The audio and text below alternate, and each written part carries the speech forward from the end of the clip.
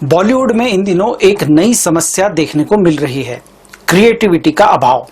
Film निर्माता या तो रीमेक का सहारा लेते हैं या पुरानी हिट फिल्मों की झलकियां जोड़कर एक नया पैकेज तैयार कर देते हैं।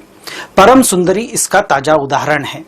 यह फिल्म देखते समय आपको दिलवाले दुल्हनिया ले जाएंगे, चेन्नई एक्सप्रेस और टू स्टेट्स जैसी कई फिल्मों की याद ताजा हो जाएगी। अफसोस इस बात का है कि इन हिट फिल्मों से प्रेरणा लेने के बावजूद मेकर्स एक ढंग की फिल्म बनाने में नाकाम रहे। परम सुंदरी की सबसे बड़ी समस्या इसका कमजोर लेखन है।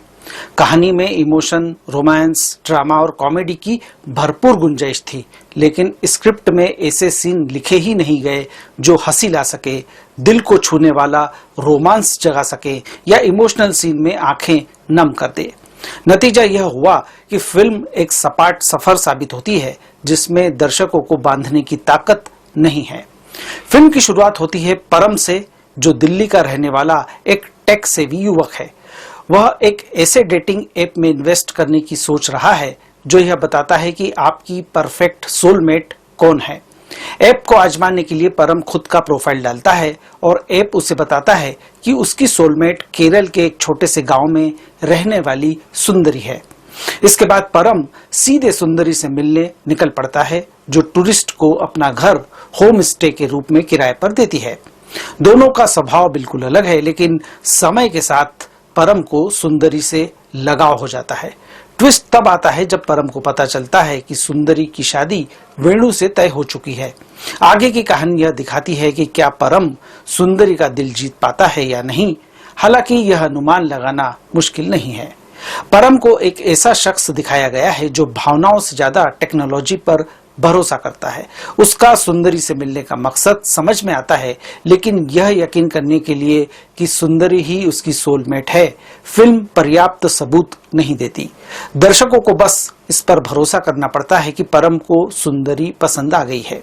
दूसरी ओर सुंदरी का परम की तरफ झुकाव भी बिना वजह के लगता है। ऐसे सीन ही नहीं हैं जो दर्शकों और सुंदरी दोनों को यह यकीन दिला सके कि परम ही उसका सच्चा साथी है जिसके लिए वह वेणु को छोड़ दे। यही वजह है कि फिल्म का रोमांस मजबूरन और बनावटी लगता है। फिल्म का पहला हाफ हल्के फुल्के अंदाज में रखा गया है, लेकिन इसमें भी मनोरंजन के लिए दमदार सीन नहीं है। इंटरवल से ठीक पहले यह खुलासा होता है कि सुंदरी की शादी तय हो गई है, जो एक अच्छा ट्विस्ट हो सकता था, लेकिन सेकंड हाफ पूरी तरह से फीका पड़ जाता है। ड्रामा और इमोशन से भरपूर होने के बजाय यह हिस्सा बिल्कुल खाली और बोरिंग लगता है।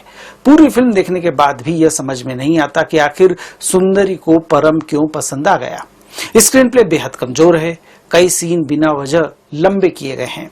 उदाहरण के लिए चर्च वाला सीन जिसमें परम और सुंदरी लंबी बातचीत करते हैं, यह न केवल उबाऊ है बल्कि कहानी को आगे बढ़ाने में भी मदद नहीं करता।